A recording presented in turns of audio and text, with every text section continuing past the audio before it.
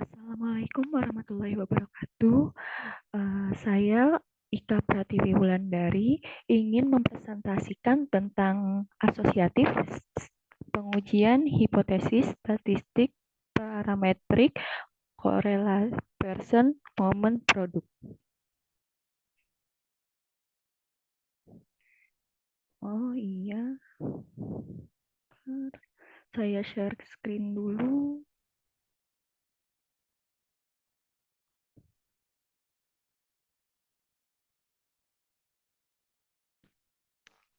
Oke, ini saja.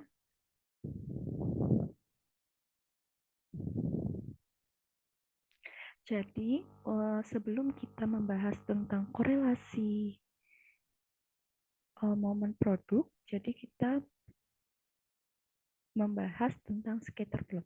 Apa itu scatter plot? Jadi scatter plot itu merupakan grafik dari dua variabel yang menunjukkan bagaimana skor untuk individu pada satu variabel berasosiasi dengan skor pada variabel lainnya. Jadi seperti ada dua gambar yang di sebelah sini. Nah, itu garisnya dari kiri bawah ke kanan menuju ke kanan atas. Nah, ini merupakan gradien yang positif. Nah, kalau gradiennya positif, maka korelasinya itu juga bernilai positif. Kemudian, yang gambar yang kedua, ini kan gambarnya menurun dari kiri atas ke kanan bawah. Maka ini korelasinya itu negatif. Nah, kita masuk ke asosiatif statistik parametrik, yaitu person product moment. Person product moment itu merupakan korelasi yang digunakan untuk mencari hubungan dan membuktikan hipotesis dua variabel bila kedua data tersebut berbentuk interval atau rasio. Nah, jadi untuk menggunakan asumsi ini kita untuk menggunakan uh, untuk menggunakan ini, kita harus memenuhi asumsi yang harus dipenuhi. Sama seperti kita menggunakan statistik parametrik, jadi kita harus memenuhi asumsi-asumsi. Nah, yang pertama asumsinya adalah kedua variabel X dan Y itu memiliki hubungan yang linear, yang seperti garis pada grafik ini. Nah, garis pada grafik ini kan linear. Jadi kalau variabel X dan Y memiliki hubungan berbentuk kurva, maka asumsi ini tidak dipenuhi dan tidak bisa memakai person product moment. Kemudian yang kedua itu skor pada satu variabel itu harus berdistribusi normal. Dan yang ketiga, outliers atau skor ekstrim. Nah, skor ekstrim itu biasanya skor-skornya memiliki apa namanya skor-skornya itu jauh di antara penyebaran ini. Ini kan tersebar secara rata ya. Nah, kalau skor ekstrim itu bisa saja dia di sini atau di sini. Jadi benar-benar jauh dari data sebaran. Nah, itu juga dapat memiliki pengaruh yang besar kepada korelasi. Makanya harus hati-hati kepada skor ekstrim. Nah, untuk persamaan person produk moment sendiri dapat dicari dengan rumus R. Nah, R nanti bisa dicari dengan N dikali sigma X dikali Y, kemudian dikurang sigma X dikali sigma Y, dibagi dengan akar dari N dikali sigma X kuadrat dikurang sigma X dikuadratkan. Nah, hati-hati, ini sigma X kuadrat artinya kita X-nya dikuadratkan dulu, baru dijumlahkan. Sedangkan ini X-nya dulu dijumlahkan, baru dikuadratkan. Kemudian N sigma Y kuadrat dikurang sigma Y dikuadratkan. Nah, ini kurang lebih sama juga dengan yang ini tadi. Sigma Y kuadrat itu kita mencari Y kuadratnya dulu, baru dijumlahkan. Kemudian sigma Y dikuadratkan, kita harus mencari sigma Y-nya terlebih dahulu, baru dikuadratkan. Nah, adapun R ini nanti kita akan mendapatkan koefisien korelasi person product moment dan N-nya itu merupakan jumlah datanya. Nah, makna nilai R itu sendiri, nah ini tadi berhubungan dengan scatter plot ya. Jadi jika korelasinya negatif, maka hubungan antara variabel X dan Y itu akan berbanding terbalik. Nah, korelasinya antara negatif 1 sampai 0 itu seperti ini nanti. Nah, seperti gambar yang di sebelah kanan. Nanti ini akan bernilai korelasinya negatif. Kemudian koefisien korelasi positif, maka hubungan X dan Y berbanding lurus, seperti gambar yang di sebelah kiri ini. Nanti nilainya antara 0 sampai 1, positif. Nah, untuk pengujian hipotesisnya, itu yang pertama, langkah-langkahnya adalah pastikan data yang digunakan sesuai dengan asumsi. Yang 3 asumsi tadi, kedua variabel harus memiliki hubungan yang linear, tidak berbentuk kurva, kemudian skornya itu berdistribusi normal, dan hati-hati dengan skor ekstrim yang bisa memiliki pengaruh besar pada korelasi. Kemudian yang kedua, tentukan H0 dari penelitiannya. Nah, H0 dari penelitian itu biasanya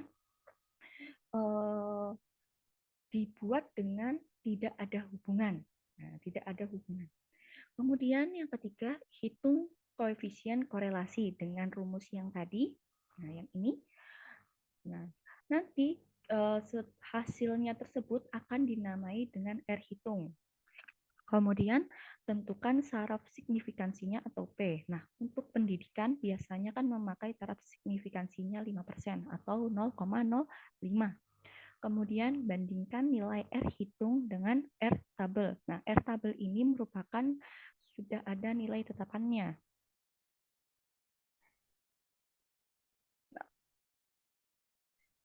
Nah, ini ada contoh kasus. Jadi ada data skor penguasaan konsep dan skor kemampuan bernalar. Jadi kita ingin mengetahui bagaimana sih hubungan antara penguasaan konsep dan kemampuan bernalar. Nah, jadi kita bisa menghitung dengan 3 cara, yaitu cara manual atau menggunakan rumus tadi, Excel, atau SPSS. Nah, ini datanya, jadi yang ini tadi ya.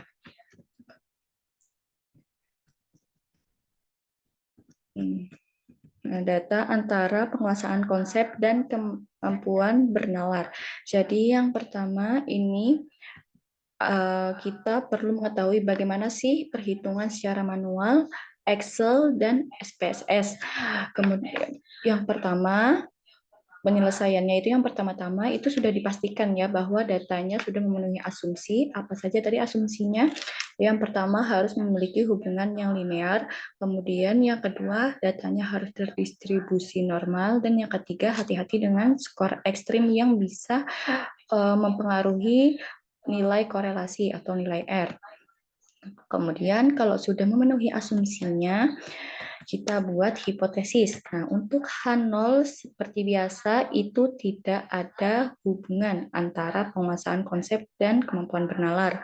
Berarti hanya HA-nya itu ada hubungan antara penguasaan konsep dan kemampuan bernalar. Kemudian untuk koefisien korelasi secara manual itu dengan rumus yang tadi ada tampilkan N dikali sigma X Y dikurang sigma X sigma Y dibagi dengan akar N dikali sigma X kuadrat dikurang sigma X dikuadratkan, kemudian dikali dengan N dikali sigma Y kuadrat dikurang sigma Y dikuadratkan. Kemudian untuk memudahkan perhitungan, maka dibuatlah tabel seperti ini. X, Y, X kuadrat, Y kuadrat, dan X kali Y. Kemudian, nah, untuk di paling bawah itu ada sigma. Berarti ini tadi sigma X, sigma Y, sigma X kuadrat, sigma Y kuadrat, dan sigma XY. Kemudian yang ini adalah sigma X dikuadratkan. Artinya 1516 ini nanti akan dikuadratkan, akan menghasilkan angka ini. Kemudian sigma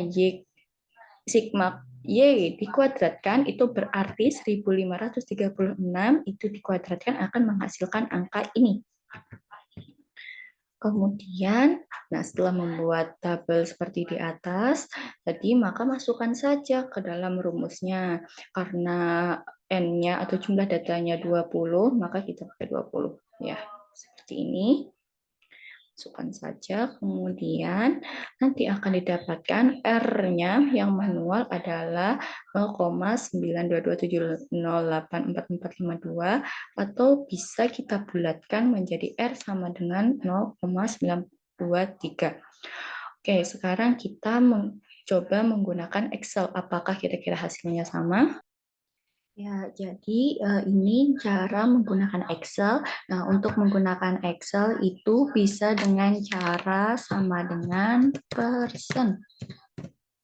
Nah, kemudian langsung ini array satunya yang ini penguasaan konsep yang atau yang X, kemudian di koma, terus array 2-nya itu kemampuan bernalar atau Y. Kemudian bisa kita enter. Nah, akan menghasilkan nilai 0,9293592 atau bisa dibulatkan dengan 0,923. Ya, jadi setelah menggunakan manual dan Excel, kita juga bisa menggunakan SPSS. Nah, untuk menggunakan SPSS, kita masukkan dulu datanya. Nah, yang ini konsep ya, atau X-nya, ini bernalar atau disembunyinya. Kemudian variabel view-nya, itu nanti jangan lupa measure-nya itu scale. Nah, pilih yang scale. Kemudian untuk mencari koefisien R-nya, kita bisa analyze, kemudian correlate, kemudian bivariate. Nah, ini bisa kita pindah variabelnya, ini semuanya kita pindah. Ini person to toilet, oke. Nah, jadi ini nanti setelah kita proses akan keluar hasil seperti ini ya, atau output di SPSS-nya. Jadi nilai R person itu adalah 0,923 dan signifikansinya adalah 0,000. Ini maksudnya korelasi itu signifikan bahkan pada level 1%. Jadi jika 1% saja sudah signifikan, apalagi saat 5% seperti itu. Mencari kesimpulan. Nah, R hitungnya tadi 0,923, kemudian Excel dan SPSS R-nya sama. Kemudian kita harus mencari derajat kebebasan. Nah, mencari derajat kebebasan atau DF itu sama dengan N dikurang 2. N dikurang 2 itu jumlah datanya ada 20 kan? Nah, berarti 20 dikurang 2 sama dengan 18. Nah, karena taraf signifikansinya untuk pendidikan tadi 5% ya, maka R tabel itu adalah 0,444. Kita bisa lihat di gambar 4 di sini ya. Nah, ini ada nah, DF itu tadi derajat kebebasannya N dikurang 2. Terus tadi karena 18 ya. Nah, 18 di P-nya itu 0,05 atau 5%, itu maka R tabelnya adalah 0,444 ini.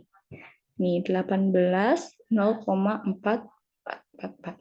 Nah, maka tidak kita simpulkan kan R hitungnya kan 0,923, R tabelnya 0,44. Berarti R hitung itu lebih besar daripada R tabelnya.